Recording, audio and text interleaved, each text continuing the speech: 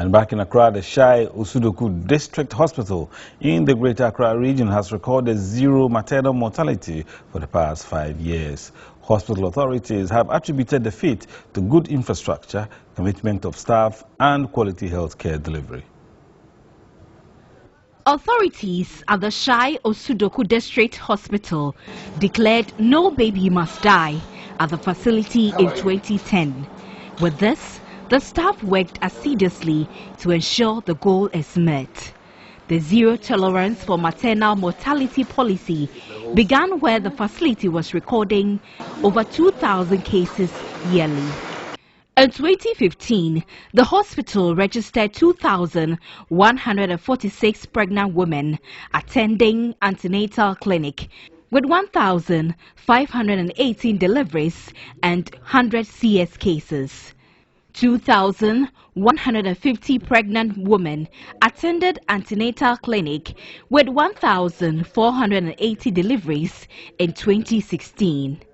In 2017, the hospital recorded 2,115 antenatal cases and 1,708 deliveries. In 2018, saw 1,023 attendants with 1,058 deliveries. Prior to 2010, the facility used to record some deaths. I look at the terrain and I look at what was going on. And then I said, no, we have to declare a policy of zero tolerance for maternal mortality. So quickly, I had to form a team. And I looked at where the cases were coming from. Then I decided that every Friday of my stay, I would run one clinic in one of the villages around. Dr. Kennedy Bryson added that a pregnancy school for pregnant women and their husbands and potential mothers, where tutorials are given to them on pregnancy, also helped. Currently, the antenatal clinic books 100 pregnant women daily.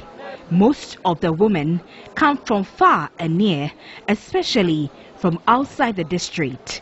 Putting up this facility helps us in a way because people from other places even wanted to come here. Formerly, we were referring clients to Kolebu, Tema, Ridge, and the rest, but now hardly before, unless we don't have the machines that we use or beyond us. Mothers who had received care at the facility expressed satisfaction with the quality of service and work attitude of staff.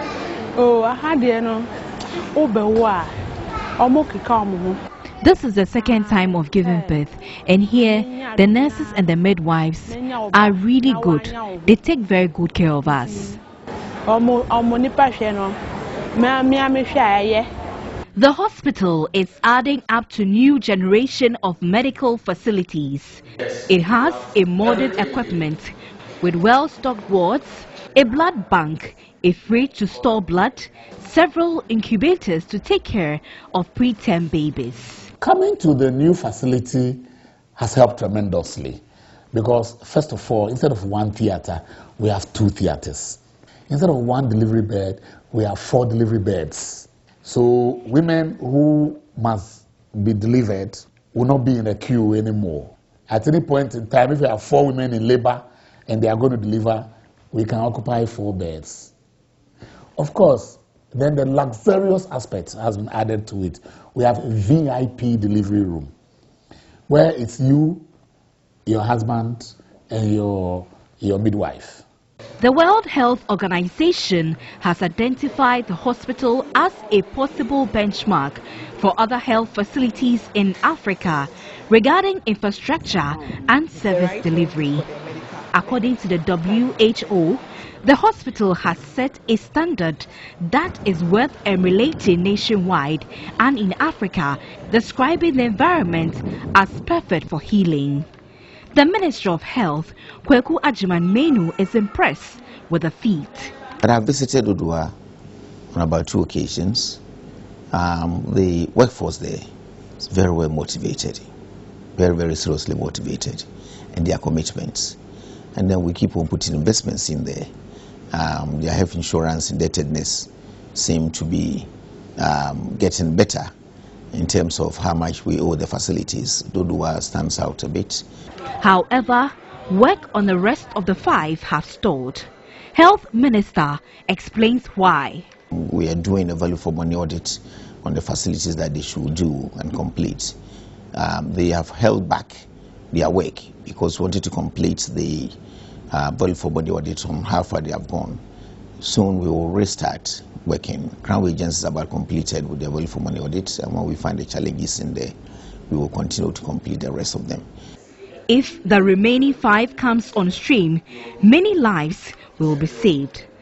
The Shai Osuduku District Hospital is the first modern district hospital to be built, and the government's policy of bringing healthcare delivery to the doorsteps of all Ghanaians. The ultra-modern 120-bed hospital was constructed by NMS Infrastructure Limited with funding from UK government through Barclays Plus at the cost of $175 million. The hospital forms part of government's agenda of building first-class healthcare facilities in every district to improve access to healthcare delivery across the country.